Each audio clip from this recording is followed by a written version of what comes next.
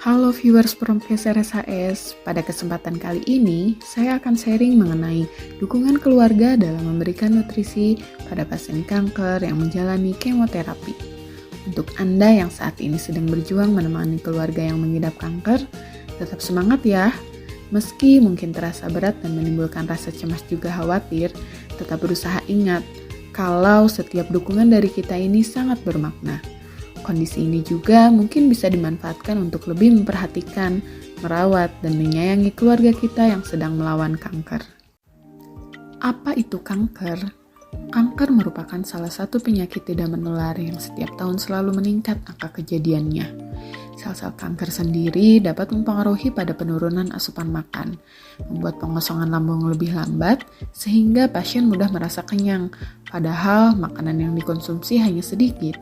Salah satu bentuk pengobatan kanker yang utama yaitu kemoterapi. Obat kemoterapi sendiri memiliki efek samping yang berhubungan dengan sistem pencernaan, sehingga mempengaruhi berat badan pasien akibat asupan makanan yang tidak terpenuhi. Berdasarkan penelitian, keberhasilan pengobatan kanker dipengaruhi oleh dukungan nutrisi yang tepat, dukungan lingkungan keluarga, orang-orang terdekat, dan bagaimana penanganan psikologis untuk meningkatkan motivasi dan rasa optimis yang kuat untuk dapat terus berjuang melawan kanker. Nah, sampai di sini bisa disimpulkan, dukungan keluarga dalam memberikan nutrisi sangat penting loh, agar pasien mendapatkan nutrisi yang optimal sehingga hasil pengobatannya pun optimal bagi pasien. Sekarang, mari kita bahas bagaimana sih bentukan dukungan keluarga yang dapat diberikan kepada pasien kanker. Yang pertama yaitu dukungan informasi. Berikan informasi yang dibutuhkan oleh pasien dengan mencari tahu dari sumber-sumber terpercaya seperti artikel atau petugas kesehatan. Selain itu, perlu diperhatikan saat memberikan informasi, gunakan bahasa sederhana yang mampu dipahami dan hindari kata-kata menyinggung yang dapat berdampak pada menurunnya motivasi pasien. Yang kedua yaitu dukungan emosional. Keluarga menunjukkan rasa empati, cinta, dan menerima kondisi pasien. Keluarga tidak boleh menunjukkan rasa putus asa di hadapan pasien. Keluarga juga mampu mendengar semua keluhan dan mampu menjadi tempat untuk mencurahkan semua yang sedang pasien rasakan. Harapannya, mampu mengurangi beban yang pasien rasakan, pasien menerima kondisi saat ini, dan meningkatkan motivasi pasien dalam menyelesaikan prosedur pengobatan. Yang ketiga yaitu dukungan instrumental. Keluarga diharapkan mampu memfasilitasi atau membantu pasien dalam pengobatan, seperti mengantarkan pasien ke rumah sakit, menyediakan transportasi, dan tetap memfasilitasi pasien untuk dapat melaksanakan ibadah, senantiasa membantu dengan tulus saat pasien membutuhkan sesuatu, serta hindari menolak menggunakan kata-kata yang menyinggung perasaan pasien. Yang terakhir yaitu dukungan penilaian. Keluarga diharapkan mampu memberikan dukungan untuk kesembuhan pasien dengan selalu mendorong untuk melakukan kemoterapi secara teratur, memberikan penghargaan atau pujian atas usaha yang dilakukan pasien selama menjalani kemoterapi, tidak memaksakan apa yang tidak dikehendaki pasien, dan memberikan umpan balik mengenai hasil prestasinya. Hal ini akan memperkuat kepercayaan serta harga diri pasien sehingga kualitas hidup pasien dapat meningkat. Selanjutnya, mari kita bahas tentang apa saja sih makanan yang dianjurkan dan makanan yang harus dihindari oleh pasien kanker yang menjalani kemoterapi.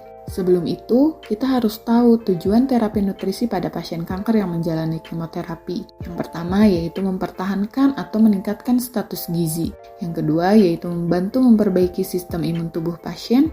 Yang ketiga, memperkecil kemungkinan terjadinya komplikasi. Yang keempat, meningkatkan efektivitas terapi kanker seperti kemoterapi. Yang kelima, meningkatnya kualitas hidup dan survival pasien. Untuk makanan yang dianjurkan, yaitu mengkonsumsi makanan gizi seimbang yang mengandung energi, protein, lemak, karbohidrat, vitamin, dan mineral. Contoh sumber protein yaitu keju, daging merah, ikan, ayam, susu, kacang-kacangan, dan telur. Contoh sumber karbohidrat yaitu gandum, beras, roti gandum, umbi-umbian seperti kentang, singkong, ubi jalar, dan talas. Batasi sumber karbohidrat seperti gula, sirup, dan gula pemanis. Adapun sumber lemak tak jenuh seperti minyak zaitun, alpukat, dan batasi lemak tak jenuh seperti minyak kacang kedelai, minyak bunga matahari, dan minyak jagung. Selain itu, mengkonsumsi buah dan sayuran segar penting loh karena mengandung serat dan antioksidan. Selanjutnya, cukupi kebutuhan cairan 8-10 gelas per hari dan tambahkan suplemen nutrisi sesuai dari dokter dan ahli gizi. Adapun makanan yang harus dihindari yaitu telur, ikan, daging, dan sayuran yang dimasak setengah matang. Selain itu, produk yang diawetkan seperti sosis, kornet, ikan asin, dan daging kalengan, pemanis buatan, makanan yang pedas, asam, dan terlalu asin, juga minuman beralkohol. Sekarang, mari kita bahas mengenai manajemen nutrisi pada pasien kanker dalam menghadapi efek samping kemoterapi. Efek samping dari kemoterapi yang pertama yaitu tidak nafsu makan. Keluarga dapat memberikan motivasi dan membantu menyiapkan makanan kegemaran pasien. Yang kedua, memberikan makanan dalam porsi kecil yang memiliki kalori dan protein tinggi setiap 1 hingga 2 jam sekali. Yang ketiga, jika pasien mengalami kesulitan mengkonsumsi makanan padat, dapat diganti dengan makanan cair dengan memilih makanan yang tidak berbau menyengat. Selanjutnya, menciptakan suasana lingkungan yang nyaman untuk mencegah hilangnya nafsu makan. Membatasi minum saat makan, olahraga yang teratur, disesuaikan dengan kemampuan pasien seperti berjalan kaki sebelum makan. Dan yang terakhir, keluarga dapat menyiapkan cemilan berkalori tinggi dan berprotein tinggi seperti telur, keju, es krim, puding, dan kacang-kacangan. Keluhan selanjutnya yaitu mulut terasa kering dan terdapat luka di area mulut. Cara menanganinya dengan membantu meningkatkan asupan cairan 2 hingga 3 liter setiap hari. Memilih makanan yang lunak dan lembab yang mudah ditelan oleh pasien. Menghindari makanan yang dapat membuat mulut luka seperti makanan panas, pedas, terlalu asam, dan terlalu asin. Menjaga kelembapan mulut dengan pelembab bibir dan berkumur-kumur setiap 1 hingga 2 jam sekali. Dan yang terakhir, rajin membersihkan mulut dan gigi minimal 4 kali sehari, terutama setelah makan dan sebelum tidur.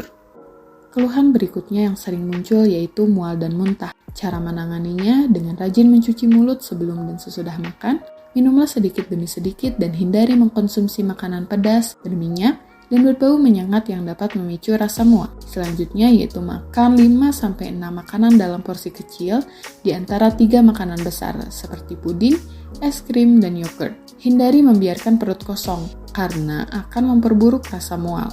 Dan yang terakhir, cobalah beristirahat dengan duduk tegak selama 1 jam setelah makan dan mengalihkan perhatian dengan mendengarkan musik, menonton video, atau berbincang dengan keluarga dan pasien yang dirawat di dalam satu ruangan.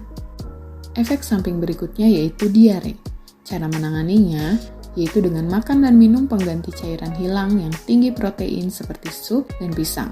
Menghindari makanan tinggi serat seperti kacang kering dan sayuran brokoli atau kubis, makanan berminyak seperti gorengan, minuman panas, dingin, bersoda, atau kafein. Selanjutnya meningkatkan asupan cairan minimal 1 gelas setiap setelah buang air besar dan hindari produk susu hingga penyebabnya diketahui. Yang terakhir, minum obat anti diare bila perlu.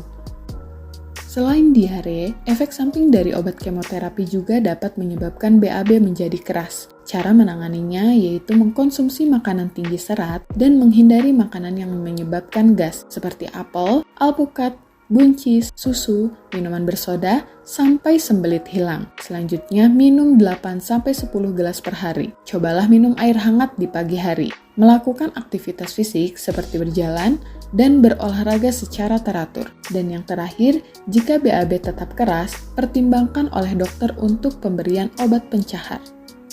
Efek samping dari kemoterapi berikutnya yaitu perut terasa kembung. Cara menanganinya, makan dan minum secara perlahan, konsumsi makanan rendah serat, hindari makanan yang dapat memproduksi gas, olahraga dengan teratur, dan hindari minuman menggunakan sedotan. Selanjutnya, efek dari kemoterapi juga dapat menyebabkan kelelahan berlebihan kepada pasien. Cara menanganinya dapat istirahat yang cukup dengan tidur siang 30 menit dan usahakan tidur 7-8 jam setiap malam. Olahraga ringan secara teratur seperti berjalan kaki, meminta bantuan kepada keluarga saat merasa terlalu sulit untuk dilakukan secara mandiri. Yang terakhir, hindari kafein dan berolahraga di malam hari.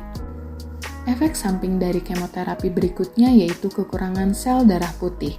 Cara menanganinya, Hindari konsumsi makanan yang dibeli di tempat yang kurang bersih. Usahakan untuk memasak makanan sendiri. Kedua, mencuci tangan yang rajin untuk memutus rantai penyebaran kuman penyakit. Dan yang ketiga, konsumsi makanan yang sebelumnya dicuci di air mengalir.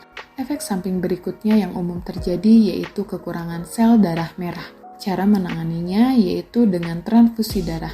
Segera ke rumah sakit saat terjadi perdarahan. Dan yang terakhir, memenuhi kebutuhan nutrisi dengan mengkonsumsi makanan seperti hati, kacang-kacangan, daging merah, bayam, brokoli, dan lain sebagainya.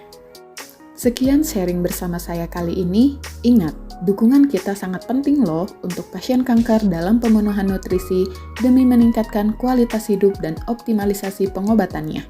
Terima kasih.